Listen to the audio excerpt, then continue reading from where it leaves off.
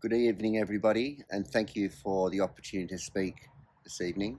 Firstly, I'd like to acknowledge the original custodians, the Arakwal, the Bundjalung. I'm here tonight to introduce what I believe is a uniquely aligned project, one that fits naturally within the four pillars of the Greens ethos.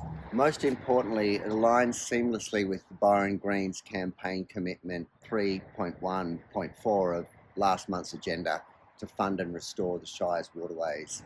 Tonight I would like to show you how Bird Lake can become the flagship project that turns commitment into action. Before we talk about Bird Lake, however, I'd like to show you where this story really begins. For those of you who don't know me, my name is Kelly Minahan. I'm the president of the Suffolk Park Community Association, a community representative on the Byron Shire's Floodplain Risk Management Advisory Committee, the FRMAC, and the custodian of this National Parks and Wildlife Wilderness Refuge.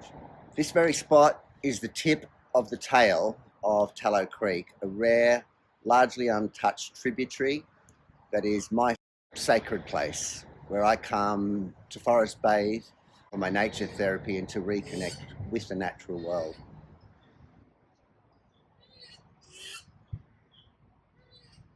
What many people don't realise is that this place is also the home to one of the purest groundwater sources in the Shire. Around 1895, Norco acquired an easement over this land, and for almost 80 years, until 1972, extracted this water because of its exceptional purity. It was used in butter production and to manufacture ice cubes. Even today, pristine groundwater still emerges naturally through this white crystal sand filter.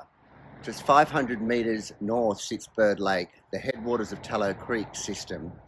Although it is a separate water body, it marks the beginning of the catchment that ultimately reaches Tallow Creek, Arakwal National Park, and the Cape Byron Marine Park.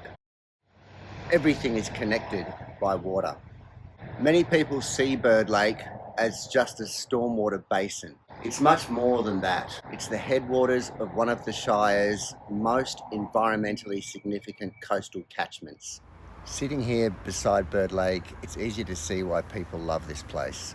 It's one of Suffolk Park's natural assets in the very heart of our village, surrounded by wildlife and connected to a much bigger environmental system. But beneath the surface, Bird Lake is in trouble.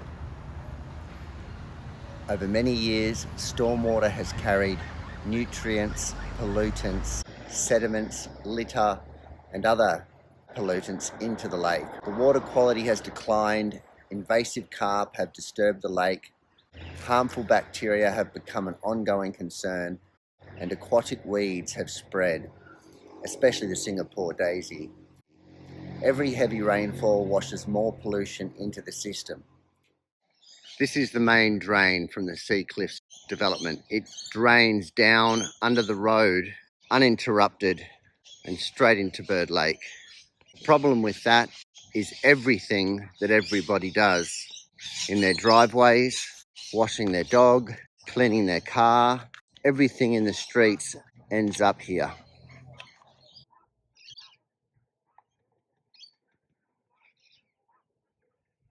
The important thing to understand is that Bird Lake isn't an isolated pond.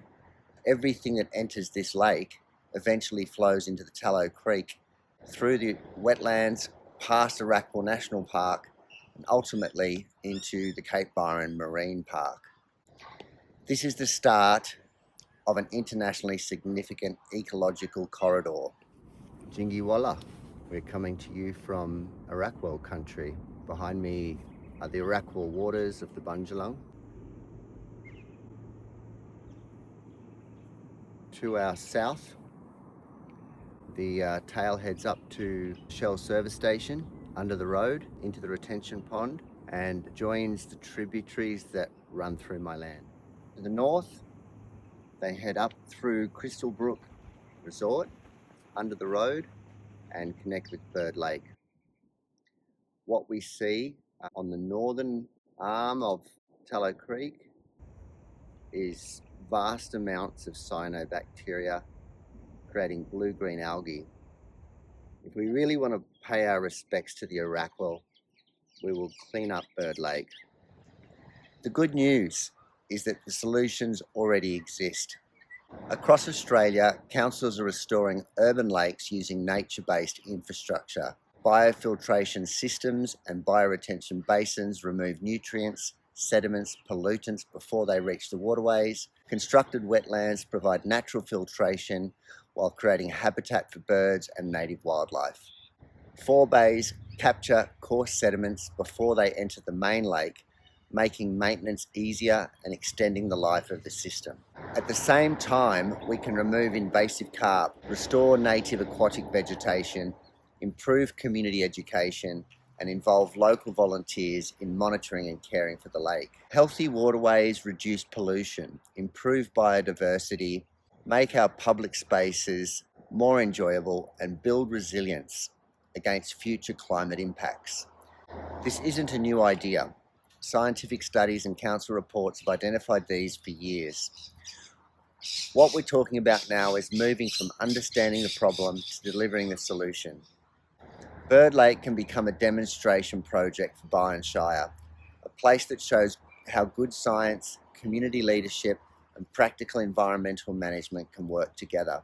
The question isn't whether we know what to do.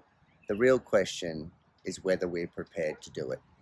If we improve water quality at the headwaters, we improve everything downstream.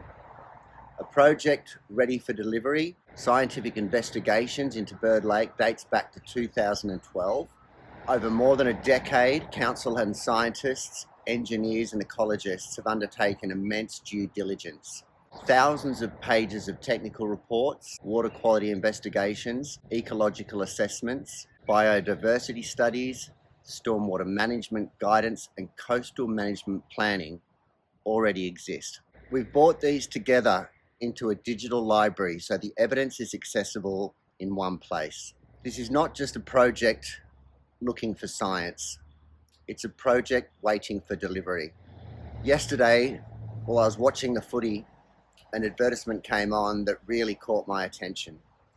A coach stood in the dressing rooms and said to his players, "You've done all the hard work. Now the real question is, can you deliver?" That immediately made me think of Bird Lake. The science has been done, the investigations have been done, the consultations have been done, council has acted. The question now is simple. Can we deliver? And I believe we can. In fact, Byron Shire Council already has shown what we can do. Our Mayor, Sarah Njai, helped lead the Sandhills Restoration Project. That project showed what happens when good science, community collaboration, environmental leadership come together.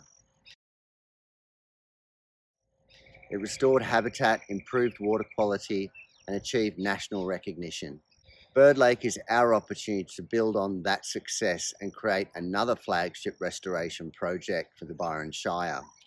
The challenges are well understood: invasive carp, nutrients, sediment, bacteria, noxious weeds, and declining habitat. The solutions are equally well understood: carp management, floating wetlands, biofiltration, revegetation, gross pollutant traps, improved stormwater treatment, community stewardship, and ongoing monitoring. The evidence exists, the pathway exists, the next opportunity exists and is right before us. Tonight, I'm asking the Byron Greens to consider Bird Lake as the next flagship project for Byron Shire. Let's demonstrate that restoring waterways is more than an election commitment. Let's show what practical environmental leadership looks like, because everything is connected by water. If we restore the headwaters of the Tallow catchment, we strengthen the entire catchment.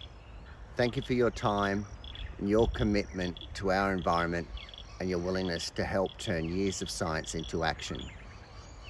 There is nothing more important for our Shire, our Green Shire, than protecting the Arakwal National Park, the Cape Byron Marine Park, for the benefit of future generations. Respectfully, Kelly.